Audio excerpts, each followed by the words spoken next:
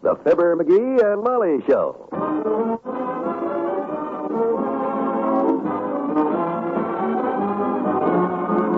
NBC and Carter's Little Liver Pills present Fibber McGee and Molly transcribed. The show is written by Phil Leslie and Len Levinson and directed by Max Hutto.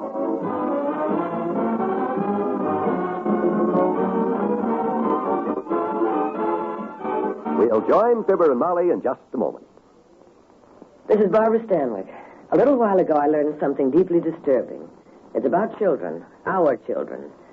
Cancer claims the lives of more youngsters between the ages of 3 and 15 than any other disease. Shocking? It's more than shocking. But we dare not throw up our hands in resignation. We must increase our determination to conquer this disease. We can take an active part in the great battle against it. All of us can help to make sure that American Cancer Society continues its 3 programs of research, education, and service. In the past, these programs have saved the lives of thousands of Americans. In the future, well, that future is up to us. Lives beyond number will be saved if we help those who stand ready to help us. So please, give generously to your unit of the American Cancer Society. Mail in your contribution to cancer. Care of your local post office.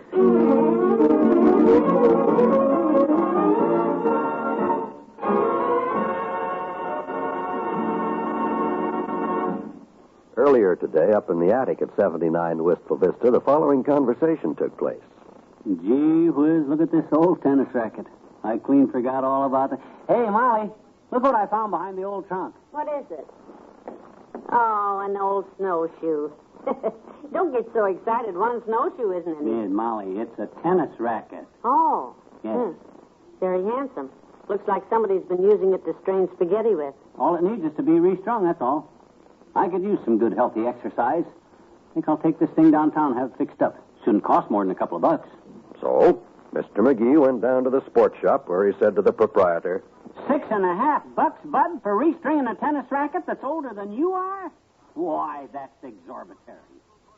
I got a vice like that when they're at home out in my garage workshop. I'll string this racket myself.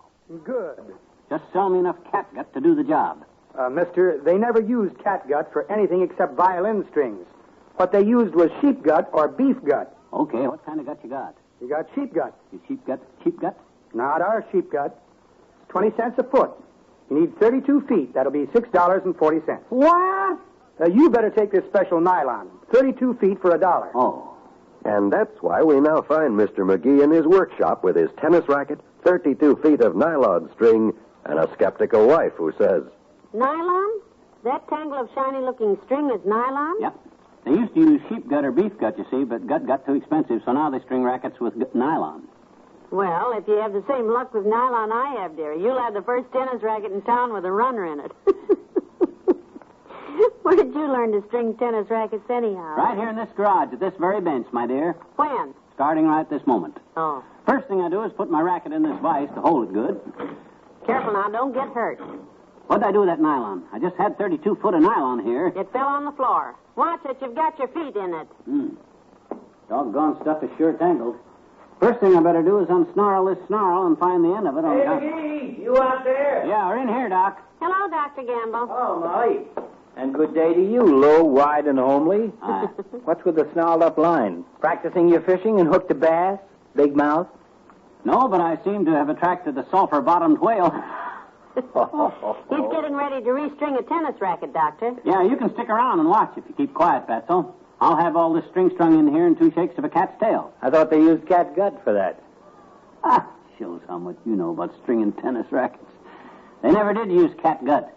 They used to use sheep gut or beef gut, but gut got too expensive, so all us modern racket stringers use nylon. When did you become an authority on tennis rackets, Flapjaw? 20 minutes ago, Doctor, when he found out it would cost $6 to have it done. Didn't you, dearie? Yep, I always have had a curious mind, Docky. Well, you're a curious little character. That's why I know about so many different things. I don't pretend to know everything there is to know about everything there is to know about, of course, but I know some things about most things. Not all things, but most things. And there's very few things I don't know a few things about. So anytime you got something that there's nothing you know about it, then there's something you want to know about it, ask. I have a question right now. Where did you learn sentence construction? What's that? Does that answer your question, Doctor? Perfectly. Now, if you boys will excuse me, I have work to do inside. I'll see you, Molly. Now, if you'll excuse me, Doc, I have work to do, too. I don't want to seem non-hospital, but that's what I am. You mean inhospitable? I said non-hospital, and that's what I mean. This is no hospital, so why don't Doc go hang around where one is? I'll be happy to, Butterfingers, because sooner or later you're going to get your head laced into that tennis racket, and if I'm not here, maybe you'll strangle. Well, wait, let me look at that tennis racket. See the name on it? Harvey Snodgrass. Yeah, Harvey Snodgrass. So what? I bought this racket secondhand years ago. Probably from this guy Snodgrass. That has his name lettered on it there. Oh, the great tennis shark. Bought it from Harvey Snodgrass. Well? Listen, you hydromatic creep. Harvey Snodgrass was one of the greatest tennis players of all time. He was? He held the National Clay Court Doubles Championship up to 1925 with Walter Westbrook. This racket is a Harvey Snodgrass model. Shows how much you know about tennis. You and Harvey Snodgrass. Oh, boy, what an expert.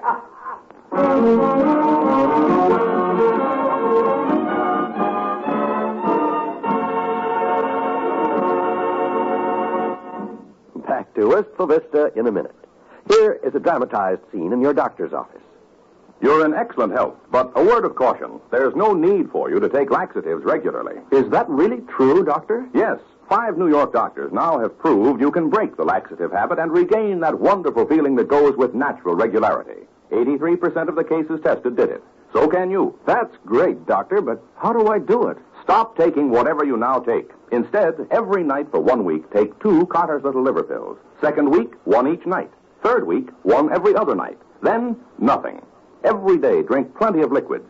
Put yourself on schedule. But how can Carter's help break the laxative habit, Doctor?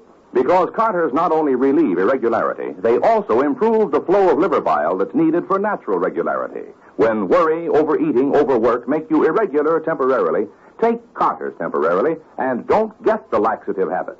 Get Carter's Little Liver Pills, only 43 cents. Break your laxative habit. Restore your natural powers of regularity.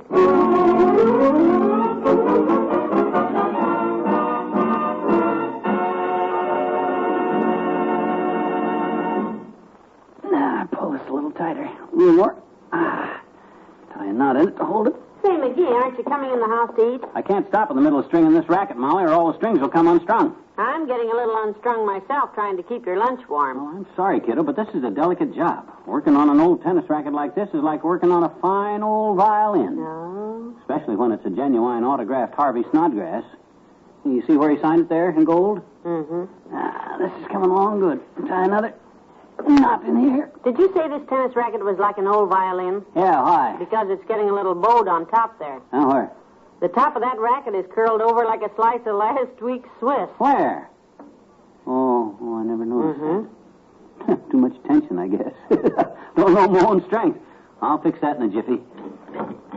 Just unloosen the vise off the handle. Take the racket out. Turn it over. Put the part that's bent in the vise. Tighten up the vise and... Dad rat, the dad ratted. Want to come eat lunch now? A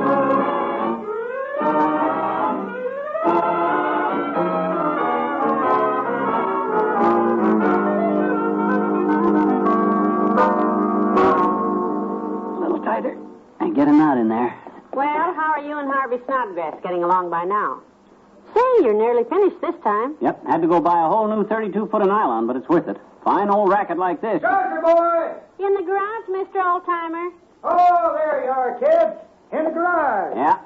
I put the groceries in the kitchen, daughter. Thank you. What you doing with the snowshoe, Johnny? This is no snowshoe. It's a tennis racket. I know it. Just testing to see if you knew what it was, son. What you unstringing it for? He isn't. He's restringing it. I knew that, daughter. I was just too polite to say right out. What kind of catgut you using, Johnny? I got you there, old boy. It's not catgut. Don't be silly, son. They never used catgut in tennis rackets. They used to use sheep gut and beef gut. But gut too expensive, so they all use nylon nowadays. Bet you didn't know that, son. I did, too.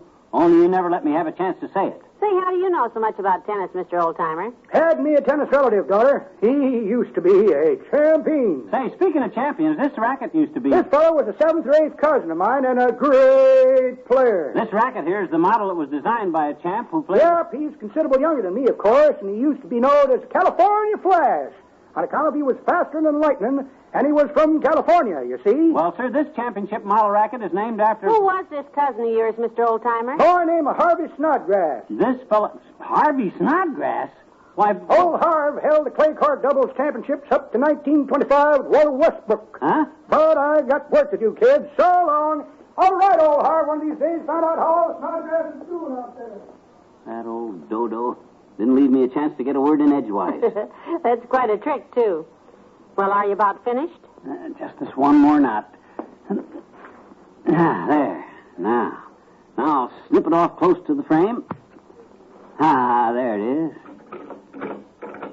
Oh, boy, oh, boy, oh, boy. Just look at that baby. Careful you don't hit anything. I won't. Take a look. Pretty neat job, huh? Wonderful. When you get ready to play with it, dearie, I'd like to go along with you and watch. I've never seen you play tennis. No kidding. Haven't you really seen me play? No, but I'll bet you were wonderful. Oh, sure. Gee whiz, when I first got this racket back in my high school days, No, it wasn't high school. Must have been during my college years that I played so much. No, I never went to college. No. You know something, Molly? What? I don't know how this racket got up in our attic, but I never played a game of tennis in my life.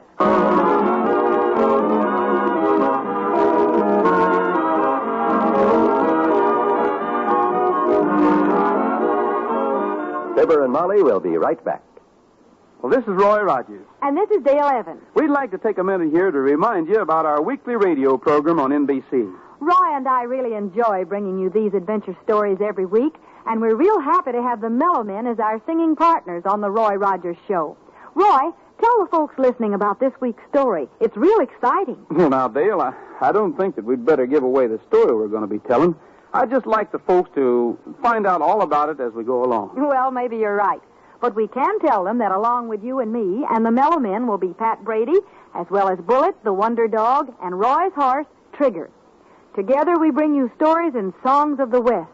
Stories that'll keep you on the edge of your chair with excitement, and songs to set your feet a-tapping. We sure hope you'll be right there beside your radio every week. Remember, it's the Roy Rogers Show every Thursday evening on the NBC Radio Network. Until we're with you next week, goodbye, good luck, and may the good Lord take a liking to you.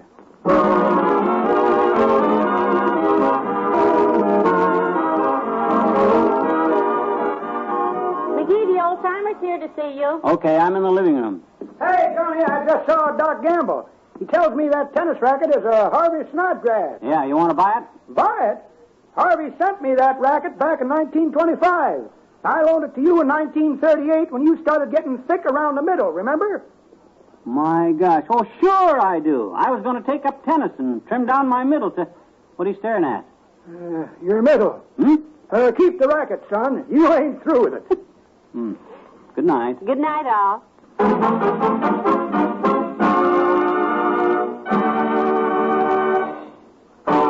NBC and Carter's Little Liver Pills have brought you the Fibber, McGee, and Molly program transcribed, with Bill Thompson as the old-timer and Arthur Q. Bryan as Dr. Gamble.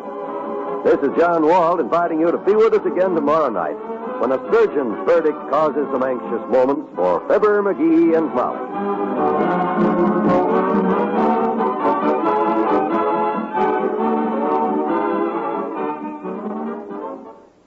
Hearing Time brings you the Senate committee hearing tonight on the NBC Radio Network.